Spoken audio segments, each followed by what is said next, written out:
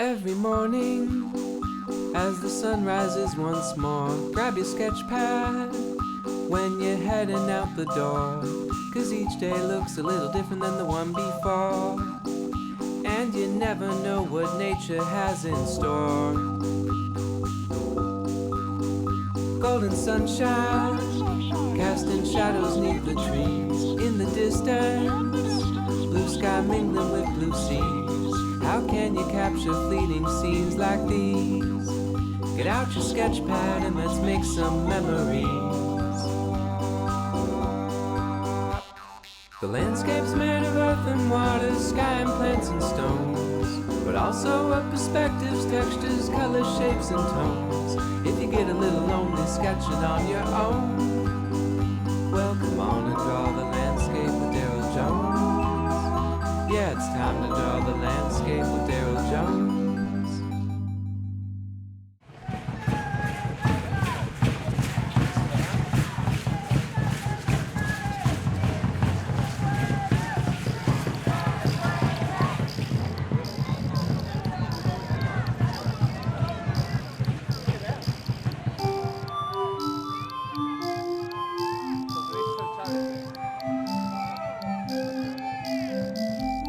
What I'm trying to do right now is get this perspective drawing set up.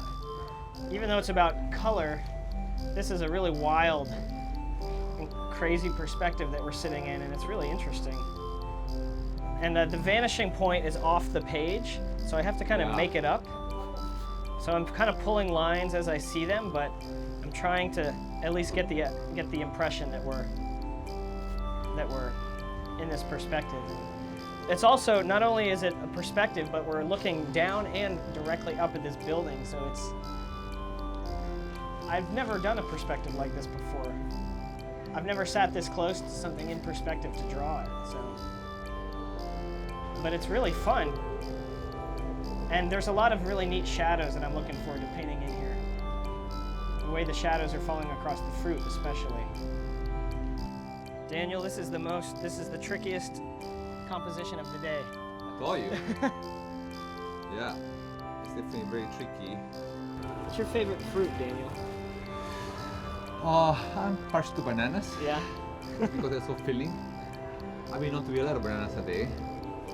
Lots of potassium? Definitely a lot of potassium. Are there papayas too? I grow papayas. Oh yeah, I love papaya. They're kind of expensive. So there's some really great shadows happening here. And there's this, you know what, this little detail, but I like, is the blue and red tile on the street. Yeah, I don't think I'm gonna get to that, but. I don't know if I'm gonna get to that either, but it's nice. I'm gonna not make the mistake of drawing text this time, at least for myself. I feel like this composition, for me, is a lot about shadow. And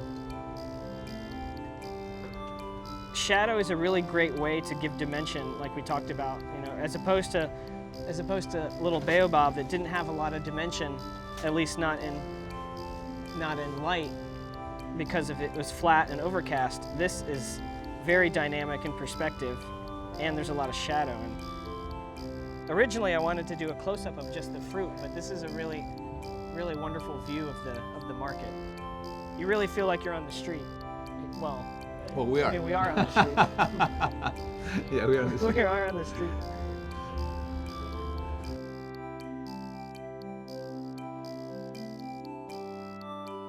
What are we painting today? Today, we're painting one of the classic Presidio homes.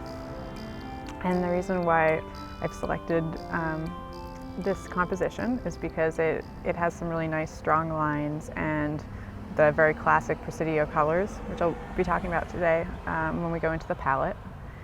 So right now you can see the classic red roofs, the white, which has kind of a yellowish, bluish color right now because of where the sun is.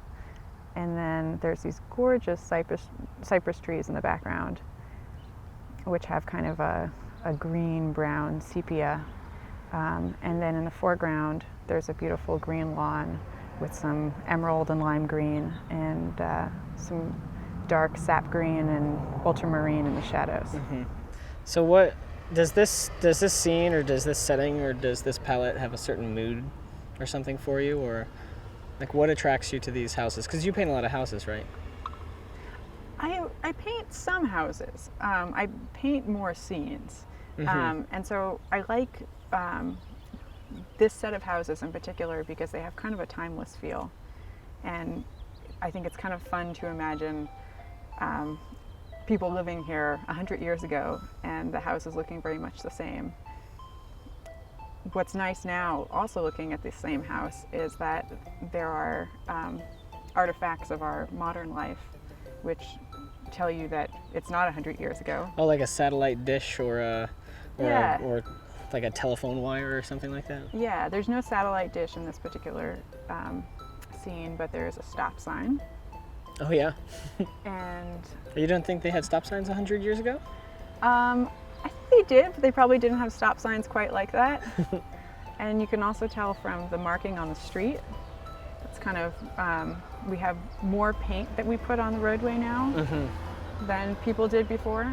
So what is it about this palette? I mean, me personally, this is one of my favorite palettes in Northern California, the Presidio especially, but I know that you like lawns. I do like lawns. Is that what attracted you to this too, as in addition to the timeless feeling, or is there a color here that a color that you can't wait to paint later on today? Yeah, I think, you know, personally, I find this palette very aesthetically pleasing, and it kind of has a calming effect. All the greens are very like pastoral, lugubrious. Like they make you want to just sit back and hang out on the lawn, at least for me anyway, and read a book or have a picnic. And there's this quiet here in the Presidio too, with the fresh air and birds chirping, and you're right in the middle of the city, but it doesn't feel like it at all.